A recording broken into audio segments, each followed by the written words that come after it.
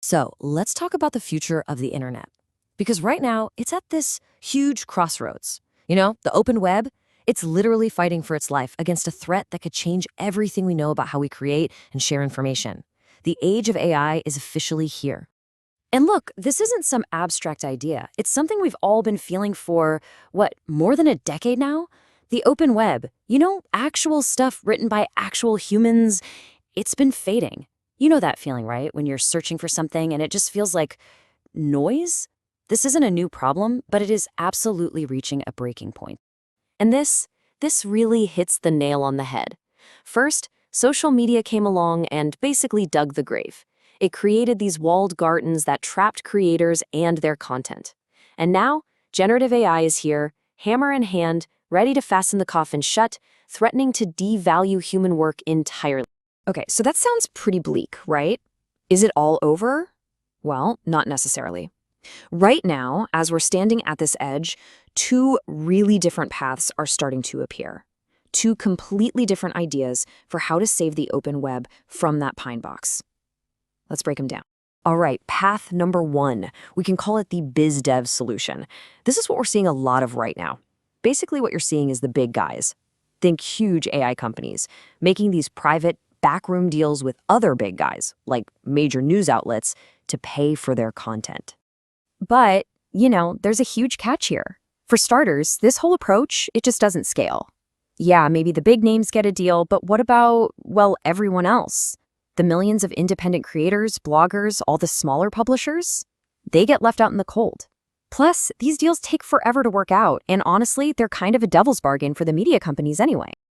Okay, so that brings us to path number two. And this one is way more ambitious. It's the content marketplace solution. The idea here isn't about one-off deals. It's about building a system right into the core of the internet itself. A totally neutral, open protocol that lets every single creator get paid for their work, automatically. Okay, I know what you're thinking. How would that even work? Sounds complicated, right? Well, think about something we already use every day. Programmatic advertising. The automated system that buys and sells ads across millions of sites every second. It would be kind of like that, but for AI using content. So when you put them side by side, the difference is, well, it's pretty stark. On one side, you've got this fragile system that really only benefits the giants, and it all happens behind closed doors. On the other, you have a robust marketplace built from the ground up to benefit everyone through an open system. It's like the difference between a secret handshake and an open town square. So you can see where this is going. One path leads to a web that's even more consolidated, even more fragile. The other could lead to a future that's way more sustainable, way more innovative. So let's dig into why the marketplace really has the edge here. Yeah, the best way to picture the marketplace is like a really healthy, sprawling tree. Because it's open to everyone and can scale, it lets all those smaller creators, they're like the roots of the tree, actually thrive and grow strong. And when you have strong roots, well, that's when anyone can come along and build new things on top, like the branches, creating a system that's just fundamentally stronger for all of us. Okay, that all sounds fantastic, doesn't it? But it brings us to the million-dollar question, or maybe the billion-dollar question. Because let's be real, a marketplace is just a set of rules. It doesn't mean anything if there's no money flowing through it. It needs liquidity. So where does the cash actually come from? The answer, like it's been for decades on the internet, is advertising. But here's the twist. To really get the opportunity here, you have to see that the very center of the ad universe, it's shifting. Right now. Just like it has before. Just look at the history, right? Follow the money. Way back, the ad money was with the publishers themselves. Then, in the 2000s, boom, it all moved to search engines. Then the 2010s hit, and it all shifted to social media. And now, you guessed it, it's all moving again, this time to AI and chatbots. That is the new center of gravity for our attention. And here's the thing, the scary part.